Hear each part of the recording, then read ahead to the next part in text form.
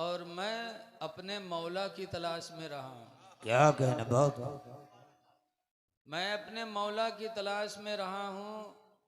और जिसको मौला मिल जाए, खुदा मिल जाए, उससे क्या कोई नेमत छूट सकती है? इसीलिए हुजूर ने फरमाया नबियों के बाद सबसे अफजल दर्जा अबू बकर का है। जी। तो मौला मिलेगा कहाँ, रब मिलेगा कहाँ?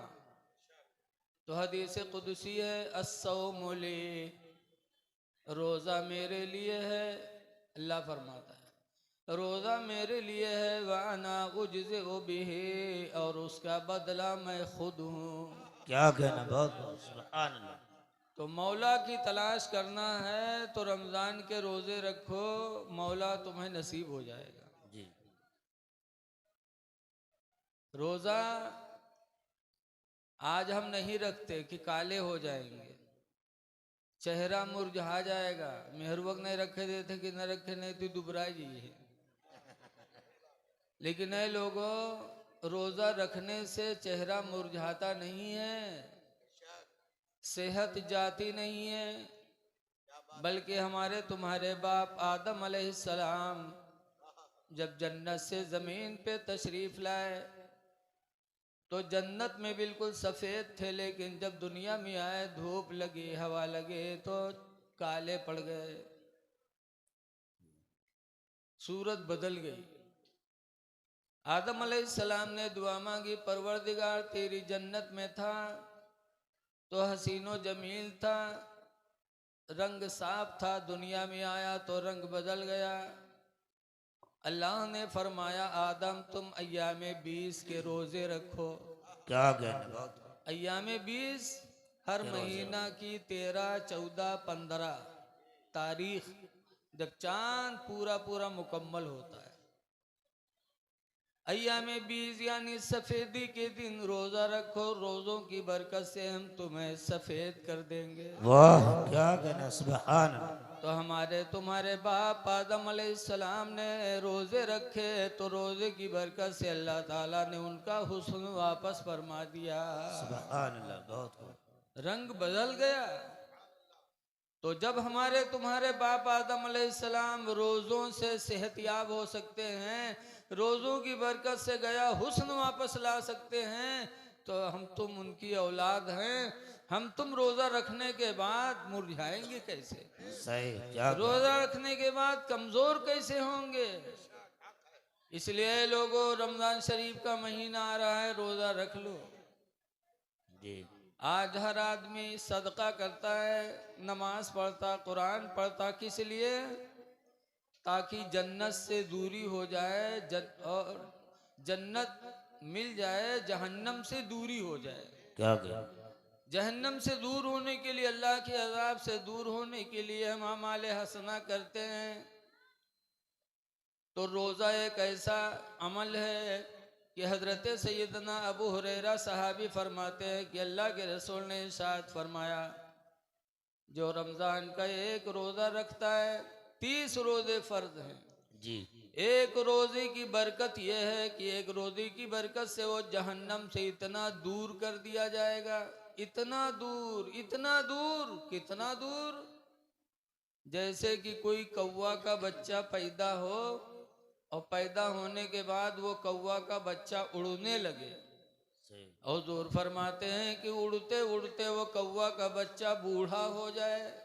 क्या कहना, तो जितनी दूर तक इस जमाने में वो उड़ जाएगा, सही। उतनी ही दूर तक अल्लाह रमजान की एक रोजी की बरकत से अपने बंदे को जहन्नम से दूर। क्या कहना, सुभान। नारे तकबीर, नारे तकबीर, नारे रिसालत, उलमाए अहले सुन्नत। बहुत खूब, सुभान अल्लाह। इसलिए लोगों रमजान का रोजा रख लो, खुदा जाने दूसरा रमजान मिले कि न मिले। जी। और तरावी भी पढ़ लो, 7 दिन वाली नहीं, 15 दिन वाली नहीं, 30 दिन वाली। जी।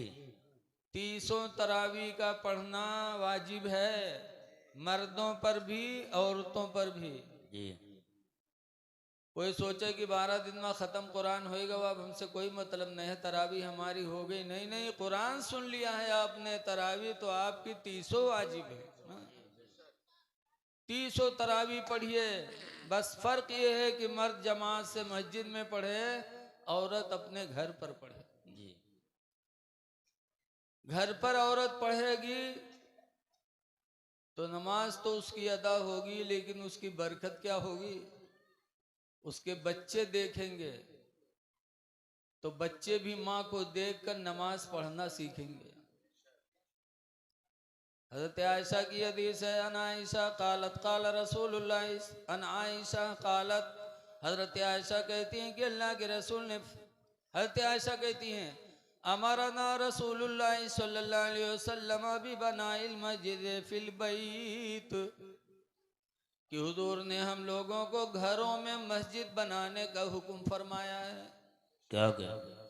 मस्जिदों में, घरों में मस्जिद बनाओ, हर घर में मस्जिद का हुक्म है। मस्जिद मतलब इबादत के लिए एक घर का हिस्सा खास कर लो, जहां 10 कमरे बनवा तो एक कमरा इबादत के लिए रख दो। नहीं 10 कमरा छोटा घर है, उसमें भी एक कोना इबादत के लिए रख दो। हुजूर फरमाते हैं कि हर मस्जिद, हर घर में मस्जिद बनाई जाए। क्यों? जब मस्जिद रहेगी, सजदा करने की जगह रहेगी, सजदा होगा तो घर के छोटे छोटे बच्चों को सजदा करने का जज्बा पैदा होगा। क्या कहना, बहुत सुभान अल्लाह। इसलिए हमारी माँ बहनें घरों में नमाज की पाबंदी करें, जी। ताकि वो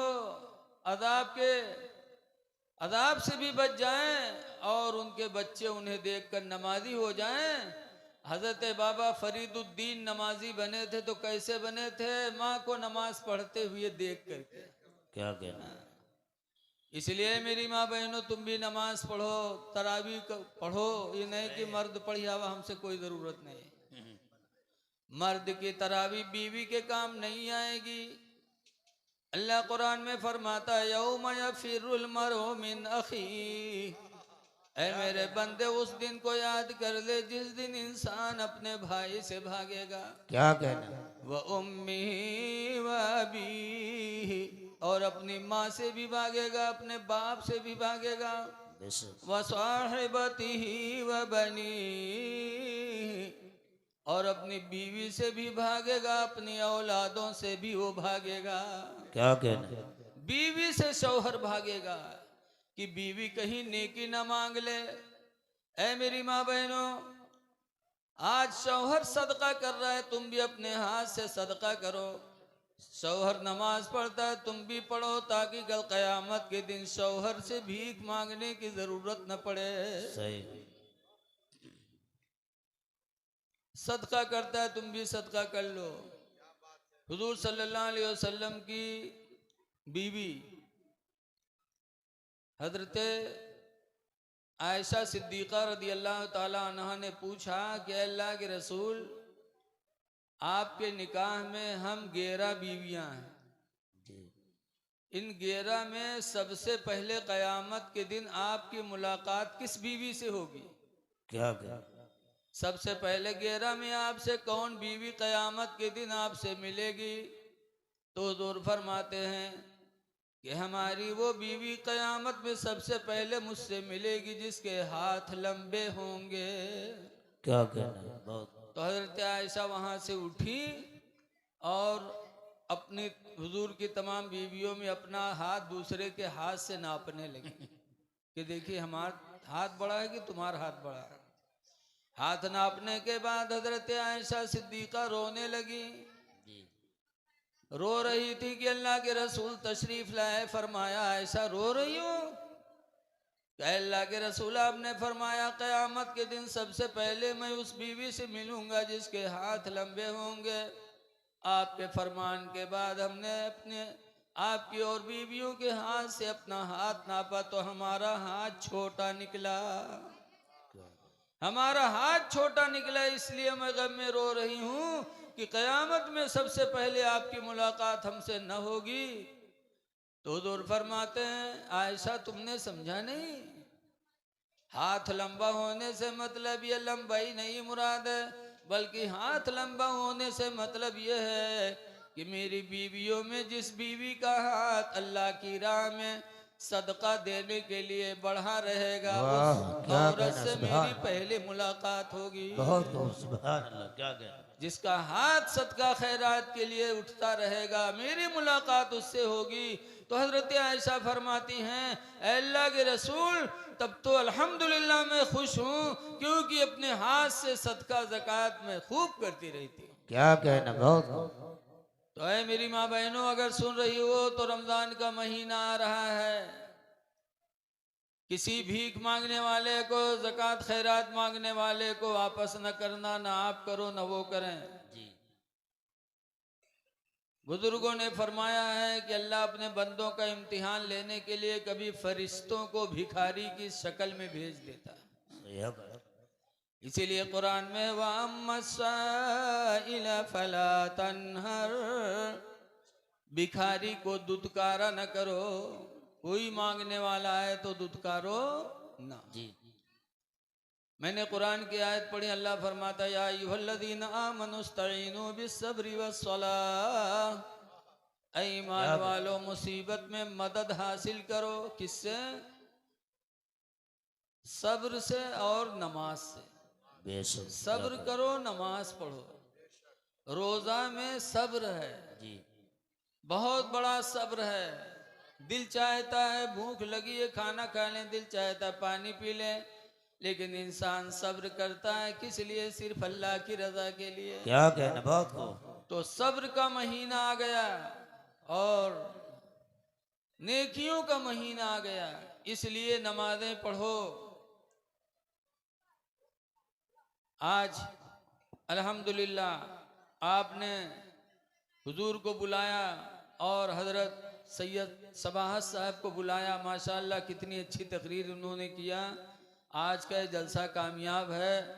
बड़े खुश नसीब हैं यहाँ के मुसलमान आप सब जिन्होंने इस जलसे को मुनक़िद किया। खुसूसियत के साथ इस जलसे की कमेटी मौलाना लईक साहब, मौलाना यूनुस साहब और भी यहाँ के इमाम प्रधान अल्ताफ साहब,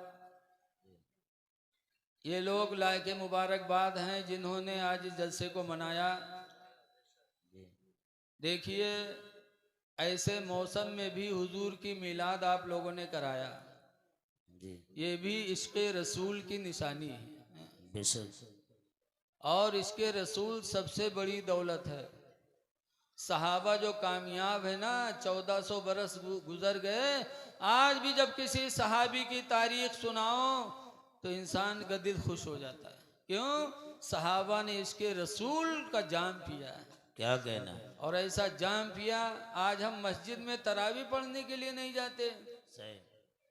एक सहाबी जिनका नाम अम्र बिन जमू है, लेंगड़े थे और जंग उहुद का ऐलान हुआ तो हजरत अम्र बिन जमू घर से तलवार लिए और घर से निकले और दरवाजे पर खड़े होकर दुआ मांगी कि अल्लाह तेरी राह में जिहाद के लिए निकल रहा हूँ, खुदा मेरे घर मुझे वापस न फरमा, मुझे जिंदगी, मुझे वापसी की नौबत ना आए, अल्लाह मुझे घर वापस आना नसीब न कर। ये कह करके अम्र बिन जमू गए और जब गए तो इनके लड़के 6 थे। 6 लड़कों ने सोचा कि अब्बा लंगड़ा होकर के गए अल्लाह की राह में जिहाद के लिए, हम सही सालिम जवानों के घर में बैठे हैं, तो बच्चे भी चले गए।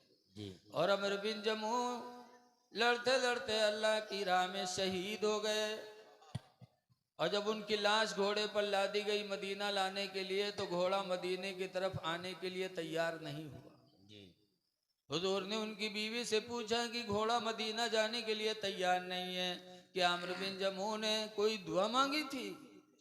उनकी बीवी कहती हैं, अल्लाह के रसूल जब घर से निकले थे तो दरवाजे पे दुआ मांगी थी कि या अल्लाह घर आना नसीब ना हो। वाह, क्या कहना। हुजूर ने फरमाया इनकी दुआ अल्लाह ने कबूल कर ली है। बेशक, तो ये लोगों गौर करो, सहाबा दर्जा क्यों पाए? इश्क़े रसूल की बुनियाद पर कि लंगड़ा होकर के नमाज पढ़ने नहीं गए थे, बल्कि लंगड़ा होकर के मैदान जिहाद में सर कटाने गए थे। क्या कहना, और बहुत आज तुम मानने वाले उन्हीं सहाबा के हो और अजान होती है और घर नहीं पहुंच पाते, क्या कहना, मस्जिद नहीं जा पाते।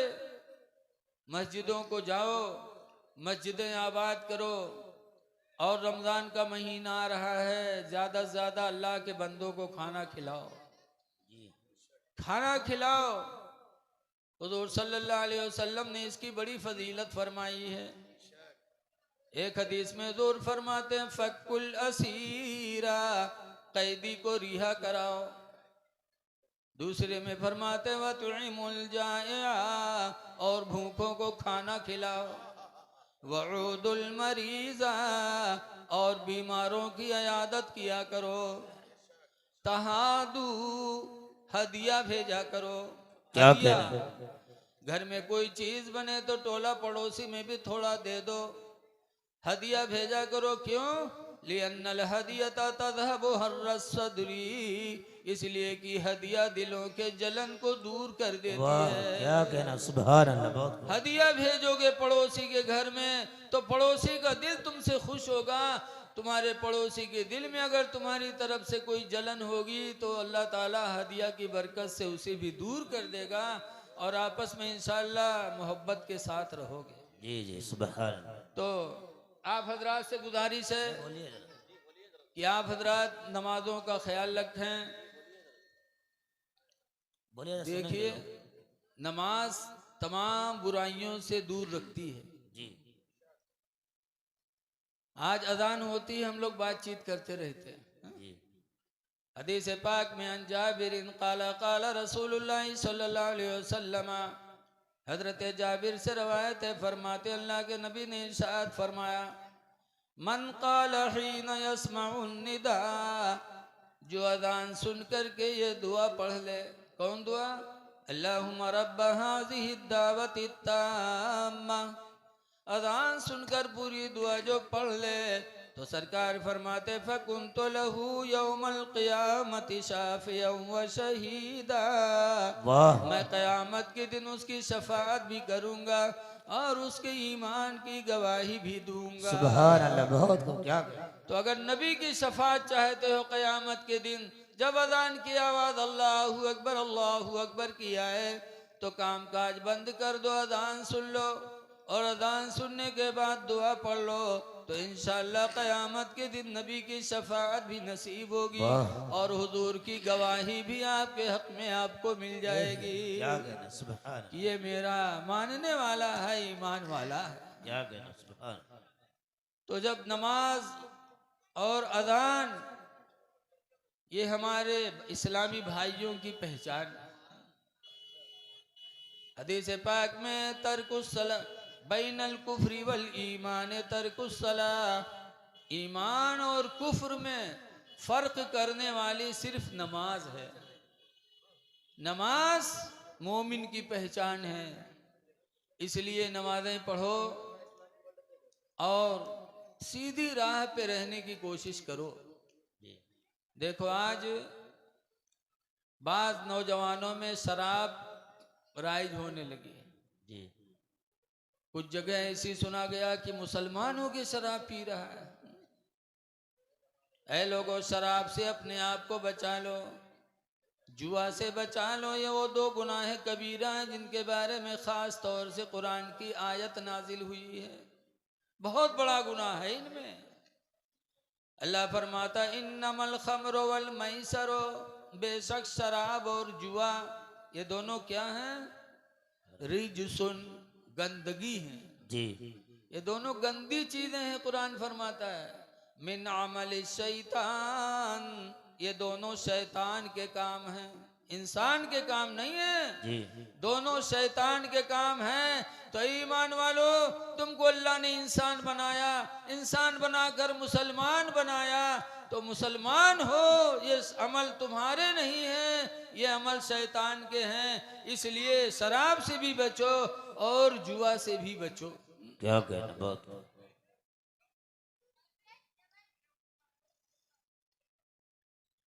एक हदीस पाक और सुन लो। अन अबी ज़र्रिन क़ाला क़ाला रसूलुल्लाह सल्लल्लाहु अलैहि वसल्लम, हजरत अबू जर से रवायत है, फरमाते अल्लाह के रसूल ने इरशाद फरमाया, सलासतो रिजालिन, हुजूर फरमाते 3 आदमी ऐसे हैं कि ला यंज़ुरु इलैहिम, कि अल्लाह ताला क़यामत के दिन उनकी तरफ नजर रहमत नहीं फेरेगा। क्या कहना, वला युकल्लिमुहुमुल्लाहु यौमल क़ियामा, और क़यामत के दिन अल्लाह उन तीनों से बोलेगा नहीं। वलहुम अज़ाबुन अलीम, हुज़ूर फरमाते उन तीनों के लिए बड़ा दर्दनाक अज़ाब होगा। अबू ज़र कहते हैं कि हम लोग बैठे थे, हदीस में फ़क़ामा अबू ज़र्रिन, तो अबू ज़र खड़े हो गए। वक़ाल मन हुम या रसूल अल्लाह, अर्ज़ करते हैं अल्लाह के रसूल वो 3 कौन बदनसीब हैं जिनसे अल्लाह बोलेगा न जिनकी तरफ रहमत की निगाह डालेगा। उन तीनों के लिए दर्दनाक अज़ाब है। अल्लाह के रसूल वो बता दीजिए वो तीनों हैं कौन। नंबर 1 पर फरमाते हुजूर अल मुसबिलो, टखना के नीचे लिबास पहनने वाला, टखना के नीचे घमंड से पैजामा पहनना, धोती पहनना, तहबंद पहनना, पैंट पहनना, टखना छुपा हो, घमंड की नीयत से अगर ऐसा कोई करता है तो अल्लाह क़यामत के दिन उसकी तरफ नजर रहमत नहीं डालेगा। क्या कहना, बहुत खूब। लेकिन आज जिद का मामला है। सुन्नी देवबंदी की जिद में इतना लंबा पैजामा पहना था कि रास्ते में यहाँ झाड़ू देख जरूरत नहीं, चले जाते हैं फर फर फर फर जी, और देवबंदी सुन्नी की जिद में इतना ऊंचा पैजामा पहना था कि अब जांघिया की जरूरत नहीं है, हाफ पैंट के इतना ऊंचा कर लेते। आज तो जिद का मामला। जिद न करो मुसलमानों, जब अल्लाह के रसूल ने फरमाया टखना के ऊंचे पैजामा पहनो, पैंट पहनो, तो आप पहनो। जी, जिद न करो, जिद्दी का अंजाम बहुत बुरा होता है। एक जिद्दी का वाकया आपको सुना दें। एक आदमी जिद की हिस्सा है कि ये काम करबे जरूर, तो मारो गवा रुसूब हुआ। एक जिद्दी था। कौन जिद्दी? एक नवाब साहब थे और एक नवाब का नौकर था जिसका नाम रहा है बुद्धू। नवाब साहब के ससुराल से बुलावा आवा, तो जब कहूँ कि दावत चाहे जस हो, लेकिन ससुराल से दावत आ जाए तब आदमी कितनी तैयारी करते आप लोग जानत हो हैं कि सब लोग कुंवारे में बैठे हुए माँ, ससुराल के दावत दावत मानी जाते है। नवाब साहब ने अपने बुद्धू से कहा, बुद्धू नवाब ससुराल से बुलावा हुआ है, कहीं चलो चला जाए। कहीं यार चलता, लेकिन मेरा पैजामा बहुत गंदा है। तो कहीं हमार पैजामा साफ है, आप हमार पहन लो, हम नौकर आदमी हम आपके पहन ले। कहीं नहीं यार, वहाँ मालूम है जे कि नवाब अपने बुद्धू पैजामा पहन के हैं तो कत्ती बड़ी बोरियत हुई। बुद्धू कहीं पैजामा हमार है, जब हम न बतेबे तो कोई कैसे जाने। सही, तो कहीं फिर याद रखना कहीं जाहिर न होने पाए। कहीं नहीं नहीं साहब पहनो। बुद्धू अपन पैजामा नवाब साहब का पहनाए दीस, और बुद्धू के पैजामा नवाब के पैजामा अपने पहन लीस। उसके बाद नवाब साहब ससुराल पहुँचे तो नवाब साहब के लिए अंदर के दरवाज़ा खुल गया, अंदर चले गए। बुद्धू के लिए बाहर चारपाई पड़ गए। बुद्धू बैठे। गाँव वाले का पता चला कि नवाब साहब आए हैं, तो कुछ लोग नवाब साहब से मिले आए। जब मिले आए तो बुद्धू बाहर रहे, तो लोग सलाम किन बुद्धू से, तो कहीं पूछें बुद्धू नवाब साहब कहाँ हैं? तो बुद्धू कहा था अगर उनसे मिले आए हो तो घर में चले जाओ, और अगर उनके पैजामा से मिले आए तो इधर मिल लो। तो लोग कहें ये कौन बात है? कहें बस बात ऐसे है, अगर उनसे मिलेगा तो अंदर जाओ, अगर उनके पैजामा से मिलेगा तो इधर मिल लो। अब नवाब साहब से बहुत आग बगोला, इन करें क्या। जब लोग मुलाकात करके चले गए, नवाब साहब निकले हथेरी धथेरी करने लगे। तो बुद्धू कहे सरे हुजूर माफ़ कर दो, मैं भूल गया था, अल्लाह माफ़ करता, अभी माफ़ कर दो। फिर माफ़ कर दिया। फिर कुछ लोग मिले आए। जब मिले आए तो बुद्धू से पूछूं बुद्धू भाई नवाब साहब कहाँ हैं? तो बुद्धू कहें नवाब साहब तो अंदर है, लेकिन एक बात सुन लो। कहें कहा? कहीं नवाब साहब के पास जाओ, सारी बात पूछो, सब बात करो, लेकिन उनके पैजामा न पूछो। कहीं पैजामा न पूछो? कहीं हाँ वो उनके पैजामा न पूछो, बाकी सब बात करो। अब नवाब साहब सुने बहुत खफा। गए लोग मिलके चले गए तो नवाब साहब निकले कि मार कर भगावे लागे। फिर नालायक तूने नाक कटा दिया। कहा अरे हुजूर मना तो कर रहा था कि पैजामा ना पूछो। हट नालायक, फिर पैजामा पैजामा रट रहा है। कहा हुजूर अब की माफ कर दीजिए, गलती नहीं होगी। खैर फिर माफ कर दिया। फिर कुछ लोग मिलने के लिए आए। जब फिर कुछ लोग मिलने के लिए आए तो बुद्धू से सलाम किया। कहा बुद्धू भाई नवाब साहब कहाँ हैं? बुद्धू नीचे सर झुकाए ले हैं। पूछा था बुद्धुआ बोल नवाब साहब कहाँ है रे? बुद्धू एक चुप हजार चुप। फिर डांटी लोग कहे न रे बुद्धुआ बोल न रे, नवाब साहब कहाँ है रे? तो बुद्धुआ कहे हम कहा जाने नवाब साहब कहाँ हैं। जब उनके हम पैजामा नहीं बता सके थे तो उनका हम कैसे बताए पे? बन नवाब साहब का नाई बर्दाश्त भा निकले वो पीट के उनका भगाएंगे। मौलाना अब्दुल मुस्तफ़ा आज़मी अलैहिर्रहमा इस वाक़िया को अपनी किताब हक़ानी तकरीर में लिखने के बाद फरमाते हैं कि देखो एक शख्स ने जिद किया तो मारा भी गया, नौकरी से भी गया। इसलिए लोगों जिद न करो, वहाबियों के चक्कर में न पड़ो, चाहे लंगोटी पहने हो चाहे चांगिया पहने, लेकिन तुम लिबास उसी हिसाब से पहनो जैसे अल्लाह के रसूल ने पहनने का हुक्म दिया। वाह क्या कहना, सुभान। आज हमारा नौजवान पैंट और शर्ट पहनता है। पैंट और शर्ट पहनने के बाद पंजगाना तो पढ़ नहीं पावत है, 8 दिन जुमा में जई हैं। पैंट और शर्ट और नमाज पढ़ी है, जहाँ रुकू में जई हैं झुकी हैं तो पैंट नीचे खसक जाते है, बूसट ऊपर चला जाता है। 2-3 अंगुल दुकान तो खुलिन जाते पीछे। और के बाद जब सजदम जाते हैं तो आधी दुकान खुलत है। अब बताओ तुम्हारी नमाज तो गईबे की, तो पीछे जो देखत है उके दिल की दुनिया कहाँ चली है बताओ? उके का हाल हुई? ऐ नौजवानों जिद न करो कि हम अंग्रेजों ही के लिबास में रहेंगे, मौलवियों की बात न मानेंगे। अल्लाह रे 8वें दिन तुम्हें सजदा करने नसीब होता है, वो भी तुम अपनी नमाज बर्बाद कर रहे हो।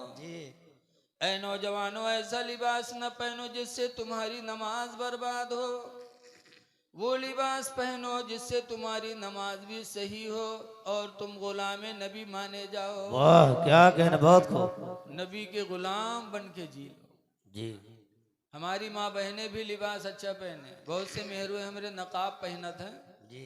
और और नकाब पहन के उसके बाद कमर में रस्सा बांधत है। क्या लागत है डांका डाले जाते कहूँ ये सुल्ताना डांका सुल्ताना हुई है। ऐ मेरी माँ बहनों नकाब पहनकर रस्सी कमर में न बांधो, इससे तुम्हारे जिस्म का ऊंचा नीचा हिस्सा सब नजर आता है। और नकाब किस लिए ईजाद हुआ है? इसीलिए ईजाद हुआ ताकि तुम्हारे जिस्म के ऊंचे नीचे हिस्से पर किसी की निगाह न पड़े। क्या कहना, बहुत खूब। लिबास अच्छा पहनो। दूसरे नंबर पर सरकार फरमाते वल मन्नान, एहसान करके एहसान जिताने वाले की तरफ भी अल्लाह रहमत की निगाह नहीं डालेगा। एहसान करके एहसान जिताने वाला, कोई पड़ोसी भूखा था उसे खाना दे दिया, उसके बाद कोई टाइम आया तो कह डाला, तो समझो उसने अपना एहसान करके एहसान को बर्बाद कर दिया। किसी की मदद करो तो अहद कर लो कि जिंदगी में हम जबान पर नाम उसका नहीं लाएंगे, ऐसा एहसान करो। तो सदका करो, एहसान करो, लेकिन एहसान जिताने से बचो। तीसरे नंबर पर फरमाते हैं वल मुनफिकु सिलअत बिल हलफिल काज़िब, और झूठ बोल बोल झूठी कस्में खा के धंधा करने वाला, झूठी कस्में खा के तिजारत करने वाला। जो लोग अपनी तिजारत में कसम खाते हैं कि नहीं 10 रुपये तो हम लाए रहन, 50 के तो लाए रहन, ये कसम खाना झूठ बोलना इतना बड़ा गुनाह है कि कयामत के दिन अल्लाह तुम्हारी तरफ नजर रहमत नहीं डालेगा। ऐ लोगों तिजारत करते हो अपने नसीब पे नाज करो। तिजारत करना नबियों की सुन्नत, सहाबा की सुन्नत, लेकिन उसमें झूठ बोलते हो। हदीस में अत्ताजिरुस सदीक, सच्ची तिजारत करने वाला कहाँ होगा? माल अंबिया, कयामत के दिन अल्लाह ताला सच्ची तिजारत करने वालों को नबियों का साथ अता फरमाएगा। दुनिया में अच्छे काम करोगे, सच बोलोगे, सच करके तिजारत करोगे, क़यामत के दिन अल्लाह इसकी बरकत से नबियों की सोहबत नसीब फरमाए।